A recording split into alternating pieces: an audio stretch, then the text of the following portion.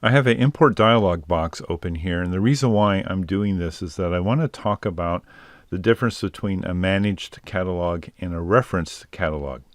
Now, the exercise files that I have set up for you, for those that have access to exercise files, that is a managed catalog. And the reason why we do that is because everything is in one container, and it's easy to back up and it's easy to share.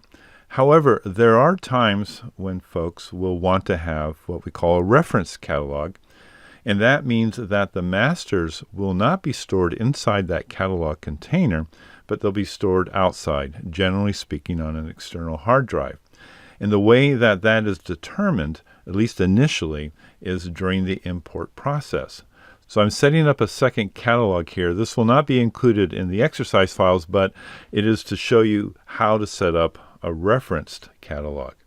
So right up here, we have our source. So this is a folder that I have selected on an external hard drive, and it's called Reference Masters. And that if I click on this, I think we can even see that it is on a connected hard drive. So these masters live outside of our computer. And, that's the whole idea, is to free up space on our computer hard drive by storing these heavy-duty masters, these raw files, somewhere else. So that is the source, and I'm including subfolders, and the reason why I'm doing that is a lot of times when we create a reference catalog, we have an organizing system already in place. So we have a master folder and has folders inside of it. I just want to bring them all in. Now the destination, instead of how I did it before, which is inside catalog, that is for a managed catalog. That means everything goes inside the catalog container. I am choosing current location. That means these master files will stay exactly where they are. They are not going to be copied into a container. Therefore, that container will take up less space on my computer hard drive.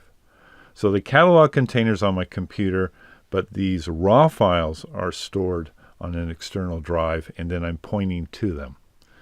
So then we go down here. I'm not going to do backup this time. We'll go ahead and have our details, and I'm going to change this, not right now, but later on we're going to update this to 2018. Right now I'll leave it as 2017, and I'm just going to import them all. And we go, great.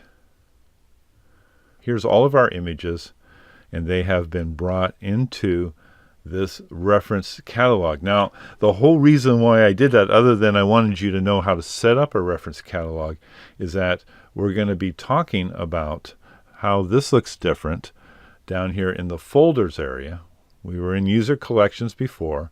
Now we're down here in the folders area, and you'll see that the media drive shows up right here. And I open that. There are my reference masters.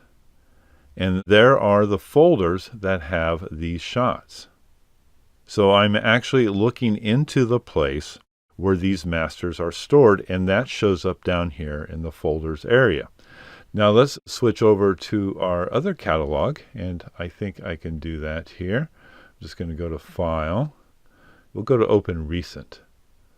That's a nice feature. I like that. So this is the catalog that we have been working in. And I'm going to go to All Images right here. Now down here in the folders area, you see that everything is in the catalog. So we have 58 shots in the catalog, and All Images is 58 shots as well. So everything is in the catalog container that is in my Pictures folder in Capture One Pro. And that is the big difference. This managed catalog over time, if I keep it managed, it will get bigger and bigger and bigger as I add images.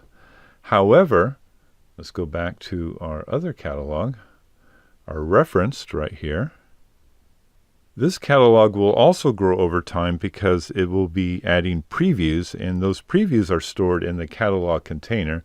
So the previews are stored here. However, this catalog will not grow nearly as fast because the referenced masters are on another drive. So this is an approach that you can take. This is an option that you have to go with a reference catalog where those images are stored somewhere else, or go with a managed catalog where everything is inside the catalog container. The choice is yours, and you can change your mind too. You can move images in and out of the catalog container, but I wanted to give you an overview of how this basic structure works, and all of this is handled down here in the folders area.